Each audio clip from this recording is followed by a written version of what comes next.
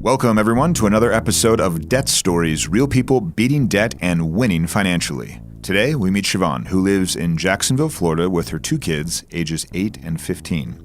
Like so many other YNABers, Siobhan realized that she needed a budget when it was time to face her student debt. After I finished my MBA, was just kind of shocked at the amount of student loan debt I had gotten myself into. I was totally terrified of looking to see what the final amount was. And then I saw it, and it ended up being just over between 60 and 70,000. Just in student loan debt. Almost done with. I'm not completely done with that, but I've got about 30,000 left of that. It should be wrapped up next year, but I also had credit card debt too. And that was about 17,000, and that's all gone now. And I've only been with YNAB since February of 2017. So it's been a little over a year. More than $46,000 of debt repaid in a little over a year? Amazing. But how does someone so driven end up in so much debt to begin with? It was mainly from after my divorce, the things that would just pop up, like car insurance that you might forget about.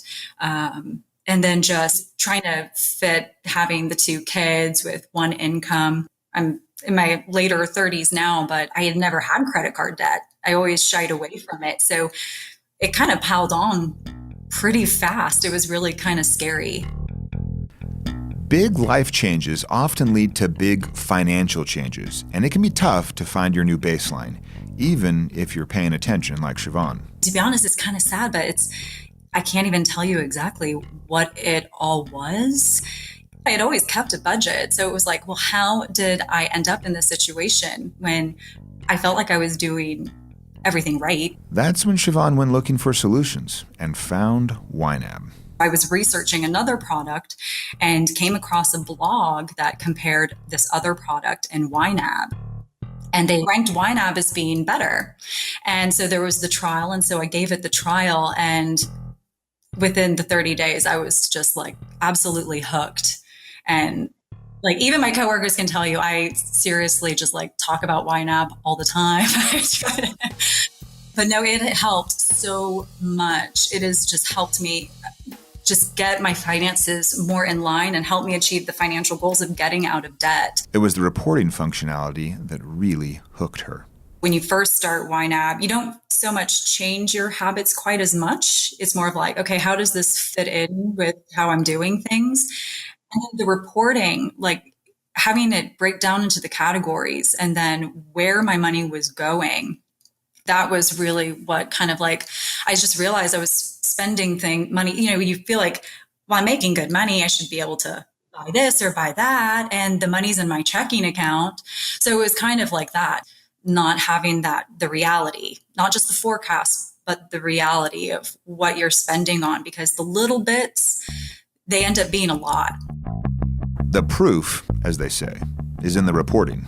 The small things really do add up. One of the things that comes to mind would be like dining out.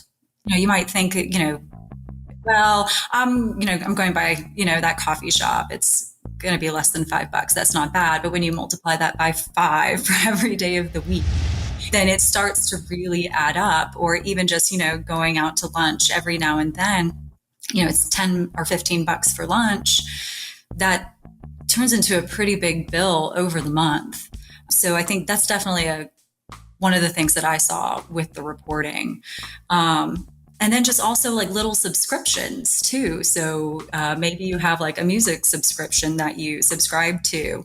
And then when you go through and you're like, well, I'm prioritizing my money and I'm looking at the reports of where my money's going. And it's, these little subscriptions of $5 or $10 here or there. So, like so many new YNABers do, Siobhan rediscovered her taste for home cooking. The obvious fix. Just a lot more meal planning. And then even in then just like looking at what do I think is appropriate for my grocery bill and planning ahead. So if I know I'm, going to be out of the house all day, I need to make sure that I have a snack with me just in case, because I don't want to spend my entire dining out budget in the first 6 days of the month. So And, and then if you do, it happens.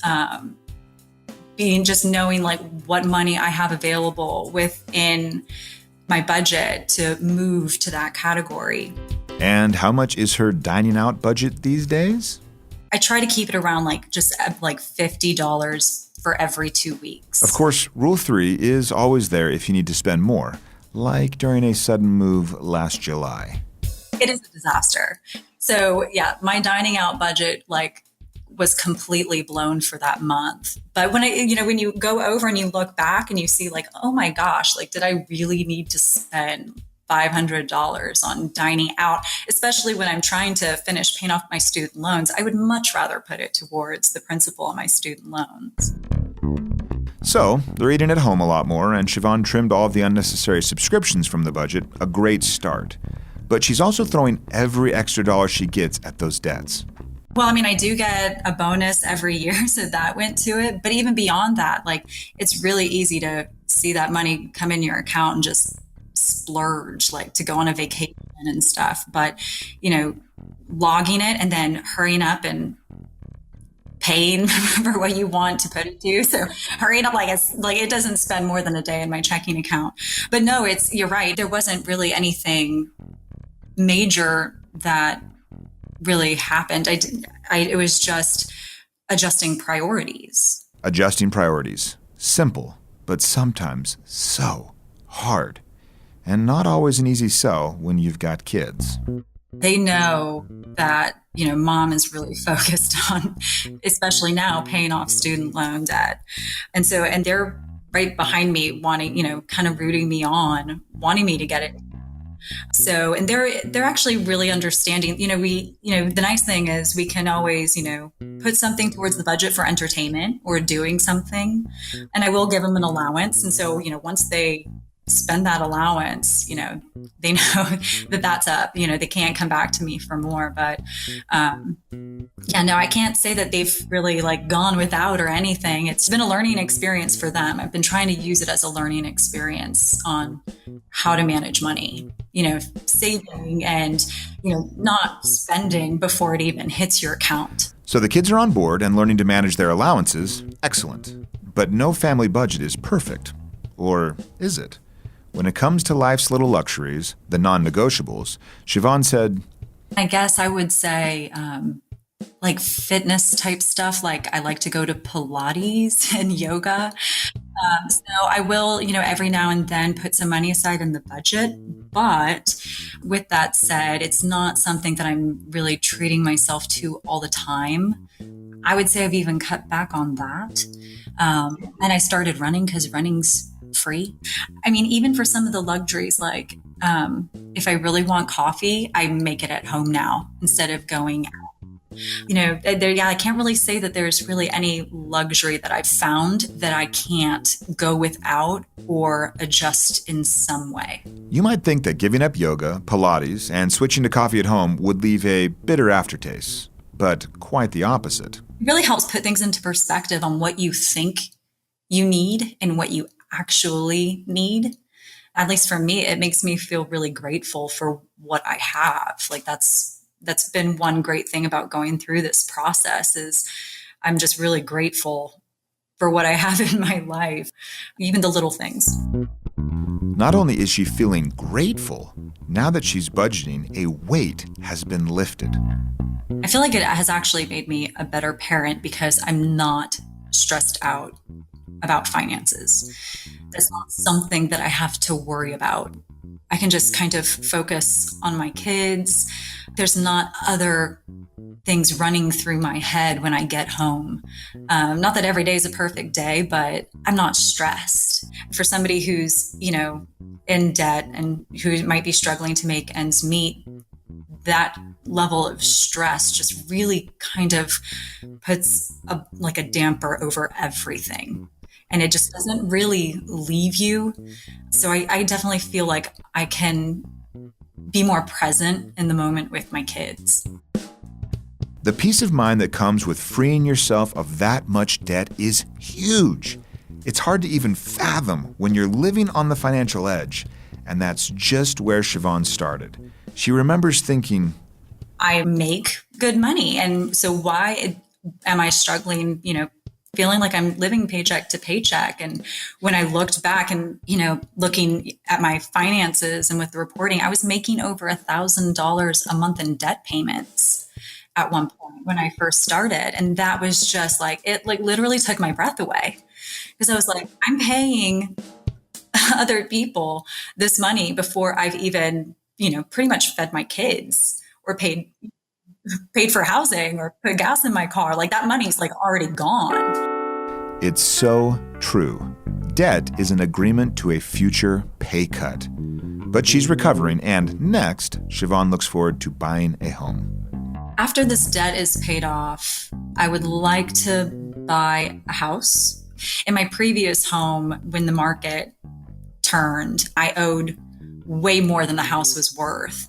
And just feeling stuck was just really awful. And so I really want to make sure I can get into a house in a more financially sound way this next time. So once the debt is done, it'll be saving up for a down payment and then buying a house. This whole process has also taught me a lot about patience.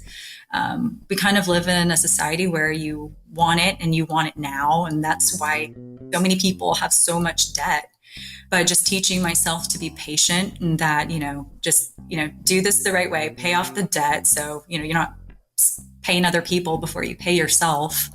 And then just, save up and do it the right way. Because I feel like I'm creating a much better foundation for my future. And I feel super hopeful. Like, I mean, I can't even explain just like, even like my 5 to 10 year future retirement, like I feel so confident that I'm going to be in a really good place. What a transformation, not just the debt, but her whole perspective. In addition to patience, Siobhan says, it's hard to say when you're in the moment, but you have to try to just be patient and stay calm and just keep looking forward. Don't get so caught up in the here and now. Just keep looking forward and kind of maybe write your goals out, have an idea of what goals you want, and don't tell yourself that you can't, because you can do it, because you can do it. You're going to do it if that's what your goal is. You just have to kind of put those positive thoughts out there and just remain positive. It's really hard. Like, you can really feel sometimes like the weight of the world is on your shoulders, especially being a single parent. But even if you have to, take something, maybe your kids can't do dance, or maybe they can't, go on that field trip or something. It's not going to be the end of the world. You're a family unit, and just keep your head up and just know that, in the end, it's going to be worth it and everybody's going to be better off.